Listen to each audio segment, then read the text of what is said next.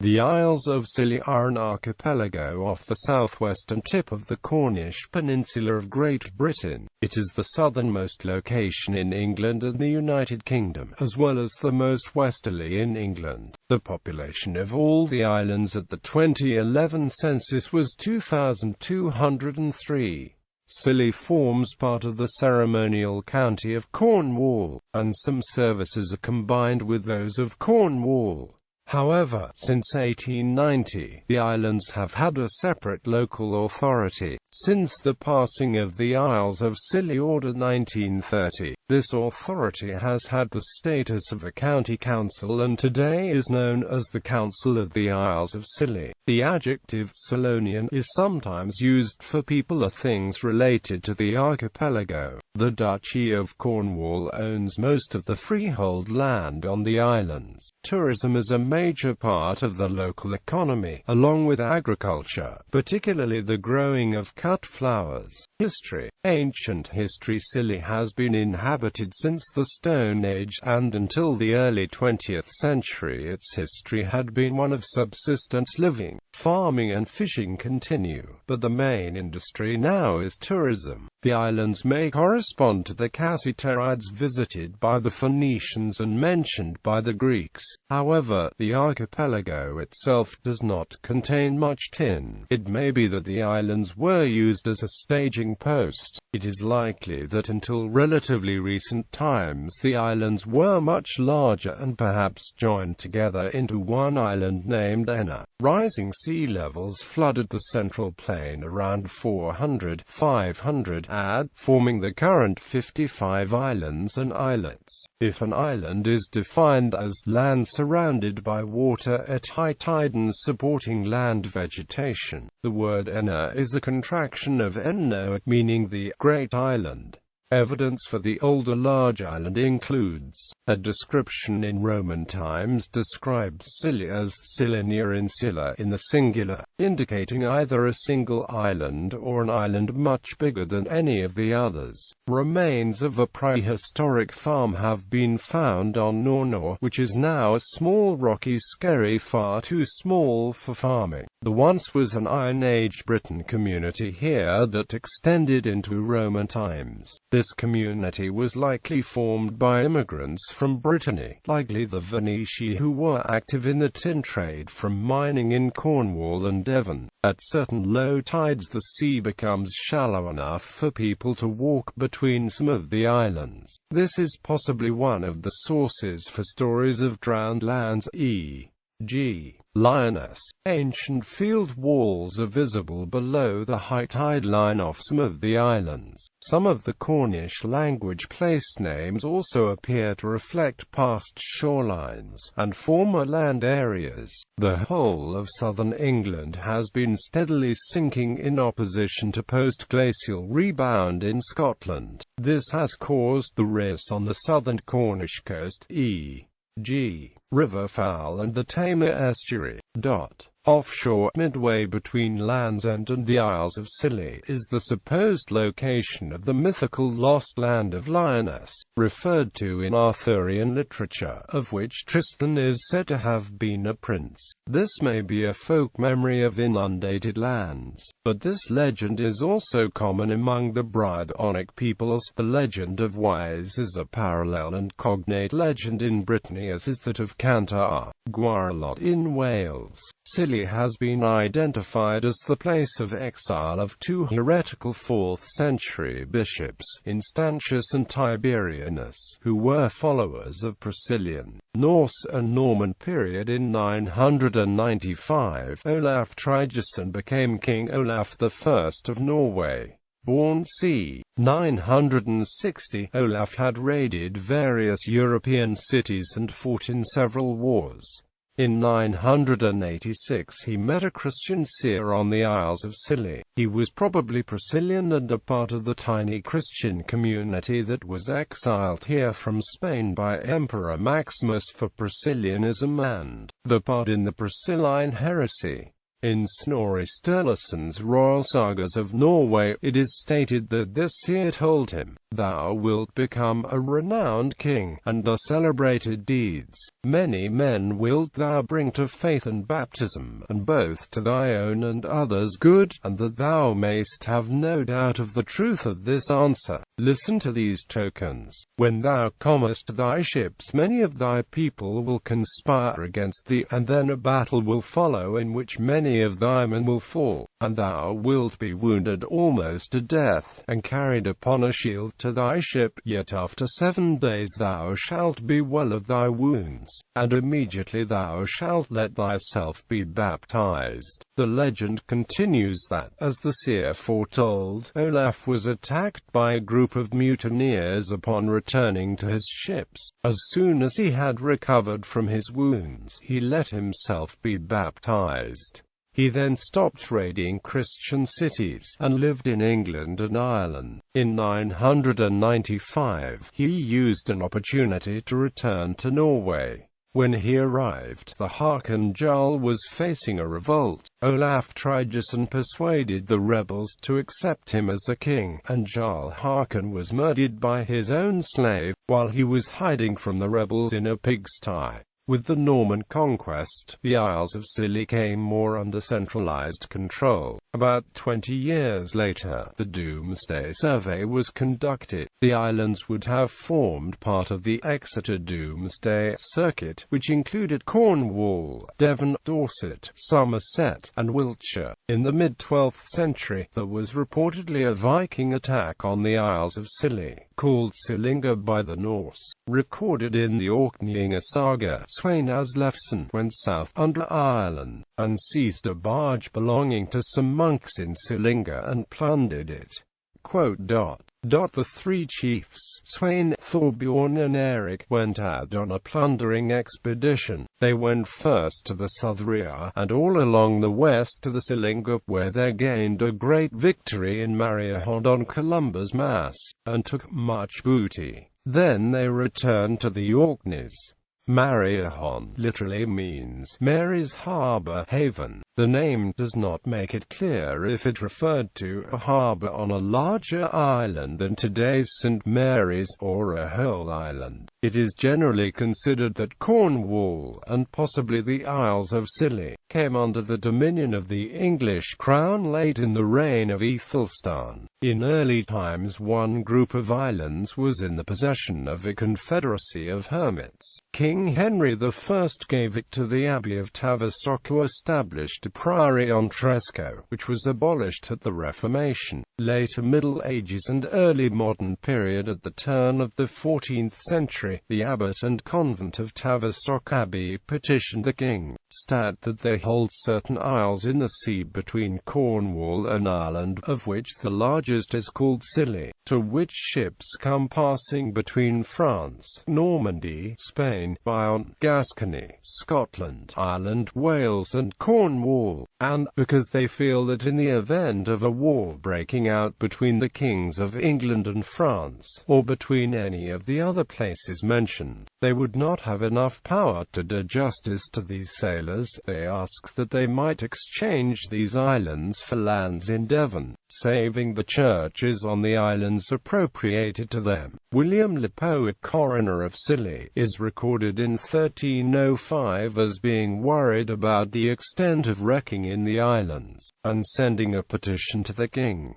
The names provide a wide variety of origins, e.g. Robert and Henry Sage, Richard de Tragenister, Ace de Veldre, David Gotch, and Adam Le Feu as Yalditch. It is not known at what point the island's inhabitants stopped speaking the Cornish language, but the language seems to have gone into decline in Cornwall beginning in the late Middle Ages. It was still dominant between the islands and Bodmin at the time of the Reformation, but it suffered an accelerated decline thereafter. The islands appear to have lost the old Celtic language before parts of Penworth on the mainland, in contrast to the history of Irish or Scottish Gaelic. During the English Civil War, the parliamentarians captured the Isles, only to see the garrison mutiny and return the Isles to the Royalists. By 1651, the Royalist governor, Sir John Grenville, was using the islands as a base for privateering raids on Commonwealth and Dutch shipping. The Dutch Admiral Martin Tromp sailed to the Isles and, on arriving on the 30th of May 1651, demanded compensation. In absence of compensation or a satisfactory reply, he declared war on England in June. It was during this period that the 335 years' war started between the Isles and the Netherlands. In June 1651, Admiral Robert Blake recaptured the Isles for the parliamentarians. Blake's initial attack on Old Grimsby failed, but the next attacks succeeded in taking Tresco and Briar. Blake placed a battery on Tresco to fire on St. Mary's, but one of the guns exploded, killing its crew and injuring Blake. A second battery proved more successful.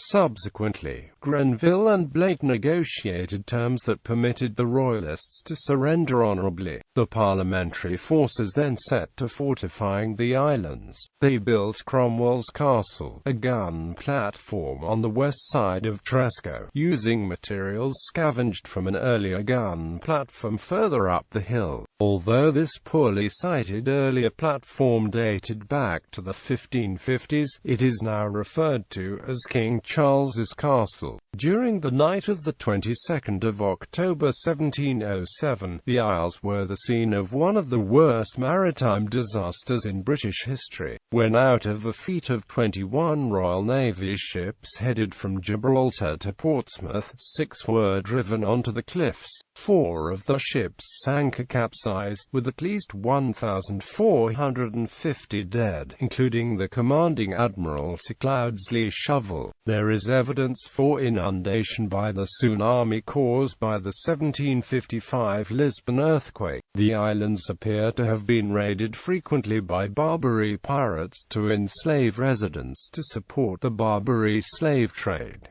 Governors of Scilly. An early governor of Scilly was Thomas Godolphin, whose son Francis received a lease on the Isles in 1568.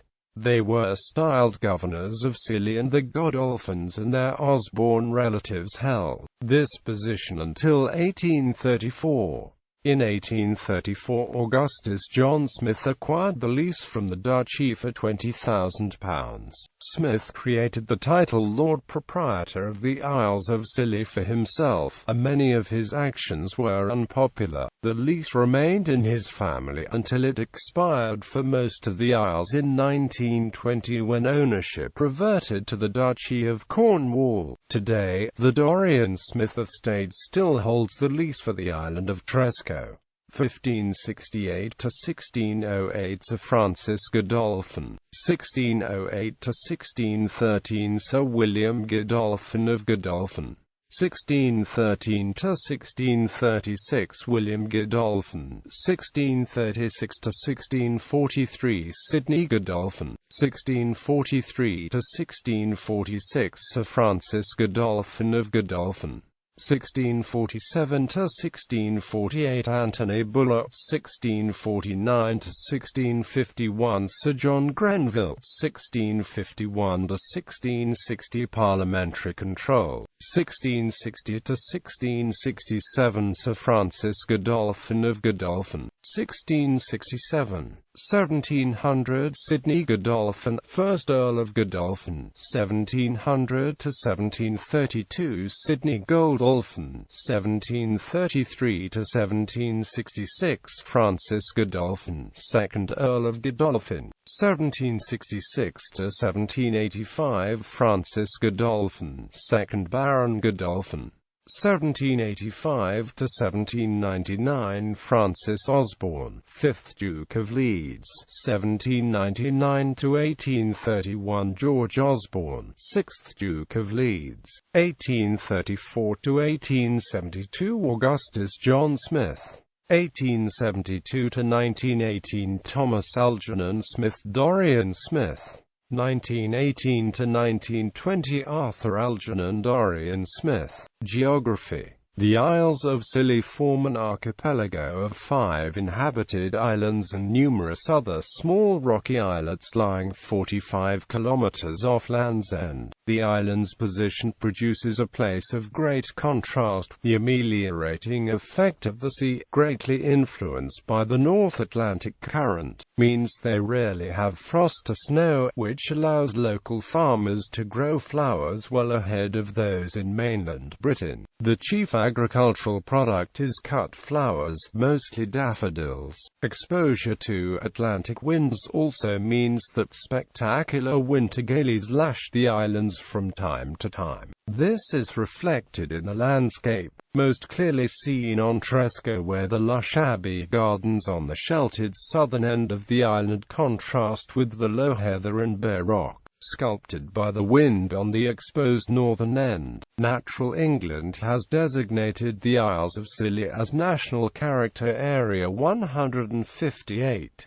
As part of a 2002 marketing campaign, the plant conservation charity Plant Life chose sea thrift as the county flower of the islands. This table provides an overview of the most important islands inhabited until 1855. In 1975, the islands were designated as an area of outstanding natural beauty. The designation covers the entire archipelago, including the uninhabited islands and rocks, and is the smallest such area in the UK. The islands of Thanet and Samson have large turneries, and the islands are well populated by seals. The Isles of Scilly are the only British haunt of the lesser white-toothed shrew, where it is known locally as Etique or Teki. The islands are famous among bird watchers for their ability to attract rare birds from all corners of the globe. The peak time of year for this is generally in October, when it is not unusual for several of the rarest birds in Europe to share this archipelago. One reason for the success of these islands in producing rarities is the extensive coverage these islands get from bird watchers. But archipelagos are often favored by rare birds which like to make landfall and eat them before continuing their journeys, and often arrive on far-flung islands first. Tidal influx. The tidal range at the Isles of Scilly is high for an open sea location. The maximum for St Mary's is 5.99 meters. Additionally, the inter-island waters are mostly shallow, which at spring tides allows for dry land walking between several of the islands. Many of the northern islands can be reached from Tresco, including Briar, Samson and St Martin's. From St Martin's, White Island, Little Ganilly and Great Arthur are reachable. Although the sound between St Mary's and Tresco, the road is fairly shallow. It never becomes totally dry, but according to some sources it should be possible to wade at extreme low tides.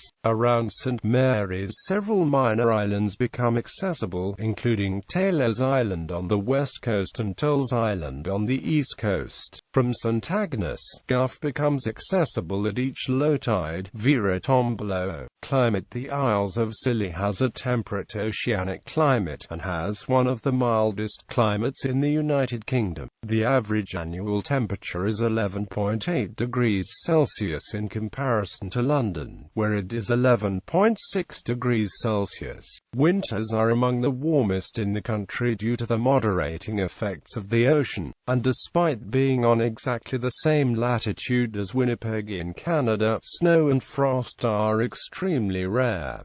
Summers are not as warm as on the mainland. The Scilly Isles are one of the sunniest areas in the southwest, with on average 6.9 hours per day in June. The lowest temperature ever recorded was -7.2 degrees Celsius on the 13th of January 1987, and the highest was 27.8 degrees Celsius. The maximum snowfall was 23 centimeters on the 12th of January 1987.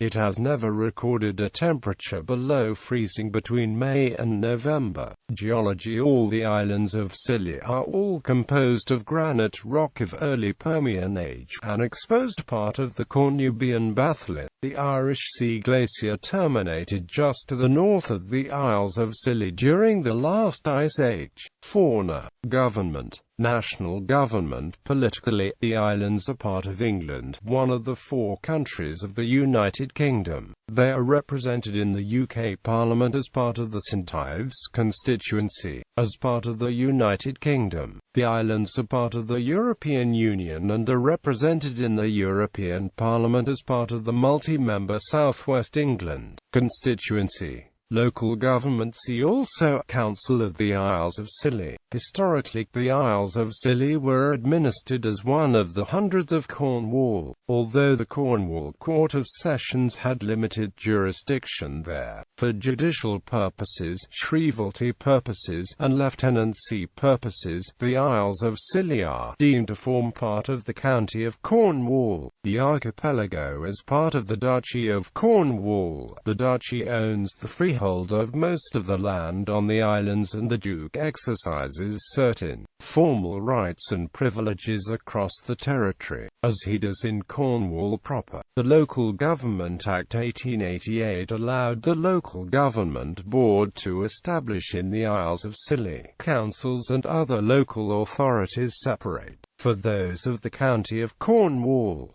For the application to the islands of any act touching local government, accordingly, in 1890 the Isles of Scilly Rural District Council was formed as a sui generis unitary authority, outside the administrative county of Cornwall. Cornwall County Council provided some services to the Isles, for which the RDC made financial contributions. The Isles of Scilly Ordinance 1930 granted the council the powers, duties and liabilities of a county council. Section 265 of the Local Government Act 1972 allowed for the continued existence of the RDC, but renamed as the Council of the Isles of Scilly. This unusual status also means that much administrative law that applies in the rest of England applies in modified form in the islands. The Council of the Isles of Scilly is a separate authority to the Cornwall Council Unitary Authority, and as such the islands are not part of the administrative county of Cornwall. However, the islands are still considered to be part of the ceremonial county of Cornwall. With a total population of just over 2,000, the council represents fewer inhabitants than many English parish councils, and is by far the smallest English unitary council.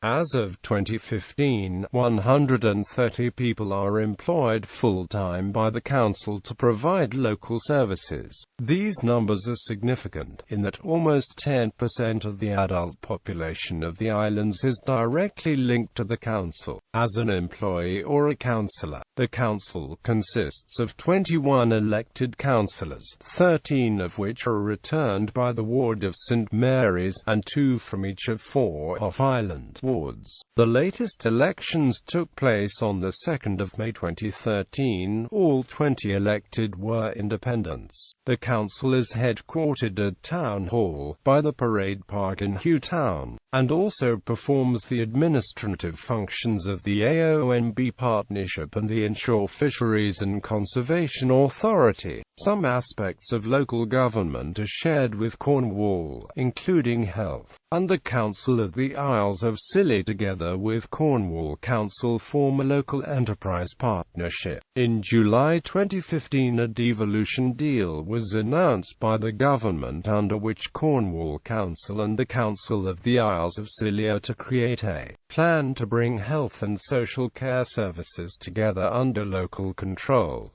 The local enterprise partnership is also to be bolstered. Flags. 2 flags are used to represent Scilly. The flag of the Council of the Isles of Scilly, which incorporates the Council's logo. The unofficial Solonian cross selected by readers of Scilly News in a 2002 vote.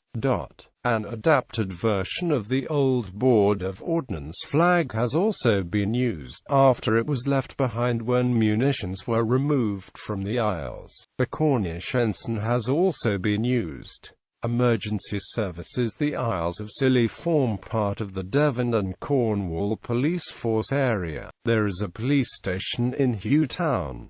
The Cornwall Air Ambulance helicopter provides cover to the islands. The islands have their own independent fire brigade, the Isles of Scilly Fire and Rescue Service, which is staffed entirely by retained fire fighters on all the inhabited islands. Education. Education is available on the islands up to age 16.